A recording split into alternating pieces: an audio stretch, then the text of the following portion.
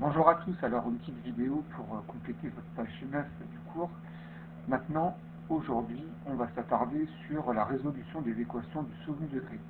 Alors, les résolutions d'équations du second degré, c'est du type ax carré plus bx plus c est égal à 0. Alors, comme c'est égal à 0, l'objectif du coup, ça va être de trouver les valeurs de x pour laquelle ou lesquelles la courbe, donc notre parabole, va passer par l'axe des abscisses. Alors j'ai mis laquelle ou lesquelles. Alors je vais vous montrer pourquoi. Avec un petit schéma pour comprendre.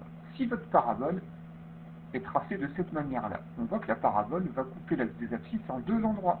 Ici, ça va être x1 et ici, ça va être x2. Ça veut dire que dans ce cas-là, on aura deux solutions.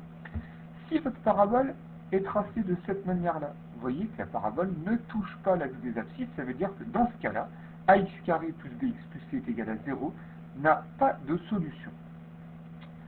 Si la parabole est tracée comme ça, vous voyez que là, la parabole vient toucher l'axe des abscisses en un et un seul endroit, donc là, ça veut dire qu'on aura une seule et unique solution. Alors, au niveau de la méthode, et vous voyez, vous avez notre petit gus à côté qui me représente, hein, vous avez reconnu. Alors, c'est une partie à connaître par cœur, la résolution graphique. Donc, point méthode, donc vous pouvez noter à cet endroit-là que on peut utiliser un logiciel de géométrie, donc par exemple GeoGebra, on trace sur GeoGebra, dans la zone de saisie, ici à cet endroit-là, on va taper notre fonction, donc f de x qui est égal par exemple à 2x carré plus 3x moins 1 par exemple. On peut aller dans la partie graphique sur la calculatrice, on tape pareil dans la zone de saisie, on va taper notre fonction et ensuite on va cliquer sur Draw et on va regarder les endroits où la courbe vient croiser l'axe des abscisses et on va lire les valeurs de x. Du coup, on aura 0, 1 ou deux solutions.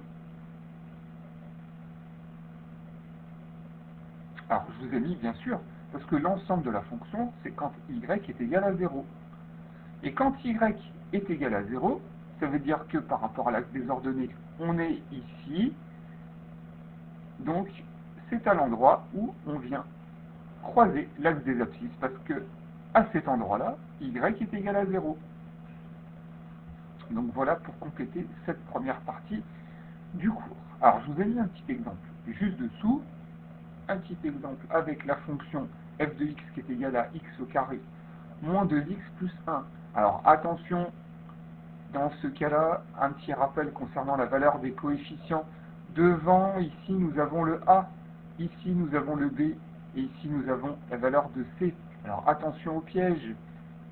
Ici, ce n'est pas 0 la valeur du petit a, mais c'est 1x carré. Donc, a est égal à 1 dans ce cas-là, b est égal à moins 2, et c est égal à 1. Un petit rappel. Donc, voilà.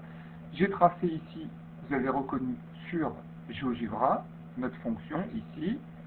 Donc x au carré moins 2x plus 1, je l'ai tracé, on a une jolie parabole, a étant positif, on va avoir un minimum au passage, et la valeur de c, je vous rappelle, on la lit aussi à l'endroit où ça vient couper l'axe des ordonnées, donc ici on a bien notre 1 pour la valeur de c.